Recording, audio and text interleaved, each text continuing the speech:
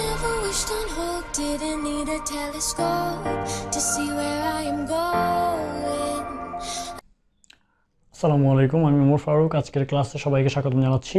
আমরা যথারীতি চলতরিত অধ্যায় নিয়ে আলোচনা করছিলাম। তো চলতরিত অধ্যায়ে তুল্য রোধ নির্ণয় করতে গেলে বিশেষ করে ব্রিজ সার্কিটগুলোতে এ ধরনের ট্রায়াঙ্গুলার শেপ নিয়ে নানা সময় বিপত্তিতে পড়তে হয়।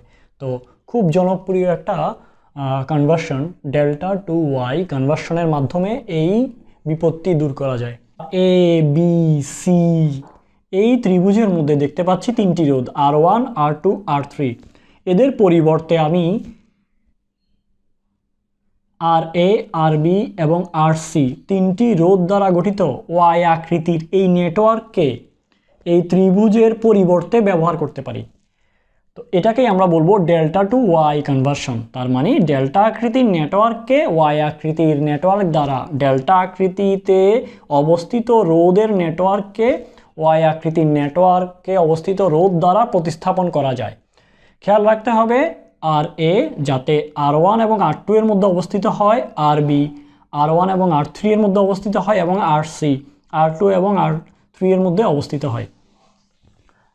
তখন যদি অবস্থিত হয় তখন আমরা RA RB এবং RC এর সাথে R1 R2 এবং R3 এর নিম্নরূপ সম্পর্ক পাবো। কীরকম? RA কার মধ্যে অবস্থিত? R1 এবং R2 এর মধ্যে অবস্থিত। তাহলে RA এর ইকুয়াল টু হচ্ছে R1 এবং R2 হচ্ছে উপরে, আর তিনটি রোধের যোগফল হচ্ছে নিচে, R1 plus R2 plus R3। RB কাদের মধ্যে অবস্থিত? R1 এবং R3 এর মধ্যে। তো RB হচ্ছে R1 এবং R3 এর মধ্যে অবস্থিত, এই দুটো রোধ হচ্ছে উপরে, এদের যোগফল সবগুলো রোধের যোগফল হচ্ছে নিচে। RC কাদের মধ্যে অবস্থিত? R2 এবং R3 এর মধ্যে অবস্থিত। তো RCর ক্ষেত্রে R2 এবং R3 হচ্ছে উপরে, সবগুলো রোধের যোগফল হচ্ছে নিচে।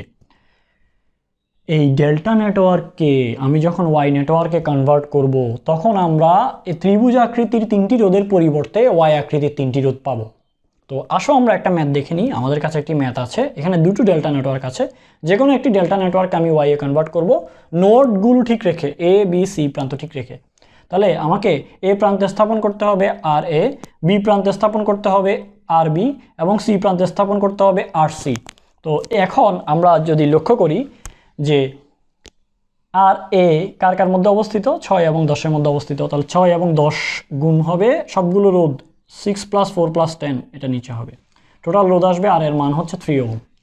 আর বি কার মধ্যে অবস্থিত? R1 এবং R3 6 and 4 এর মধ্যে অবস্থিত। তাহলে RB = 6 × 4 / 6 + 4 + 10 = 1.2 ওহম। RC কার মধ্যে অবস্থিত? 10 ওহম এবং 4 ওহমের মধ্যে। RC = 10 × 4 / 6 + 4 + 10 = 2 ohm. তাহলে আমি এই ত্রিভুজ আকৃতি তিনটি রোধের পরিবর্তে নতুন তিনটি রোধ পেয়ে গেলাম। RA = 3 ohm, RB = 1.2 ohm, RC = 2 ohm. এখন এই বর্তনীটি সহজ হয়ে গিয়েছে। তোমরা যদি খেয়াল করো RC এবং R5 শ্রেণীতে অবস্থিত এবং RB এবং R4 শ্রেণীতে অবস্থিত। তাহলে আমরা যদি এদেরকে যোগ করে দিলে আমরা পাবো 5.2 এবং এদিকে পাবো 8। 5.2 আর 8 সমান্তরাল সমবায়ে আছে। সমান্তরাল সমবায়ে দুটি রোধ যদি থাকে আমরা জানি তাদের তুল্য রোধ হচ্ছে গুণফল ডিভাইড বাই যোগফল। তাহলে গুণফল ডিভাইড বাই যোগফল, এদের সাথে আবার 3 ওহম শ্রেণী সমবায়ে অবস্থিত। তো 3 ওহমটা আমরা যদি যোগ করে নিই, এদের সাথে 3 ওহম যোগ করে নিলে টোটাল রোধ আসবে 6.15 ওহম। তো তুল্য রোধ সহজভাবে আমরা নির্ণয় করতে পারবো। তো আমরা ডেল্টা টু ওয়াই কনভার্সন দেখলাম। যদি তোমাদের ভিডিওটি ভালো লাগে তাহলে মেসন ফিজিক্স ক্লাসরুমে সাবস্ক্রাইব করে বেল আইকনটি প্রেস করে রাখবে এবং এ ধরনের অসাধারণ কিছু টেকনিক আমরা শিখব। আসসালামু আলাইকুম।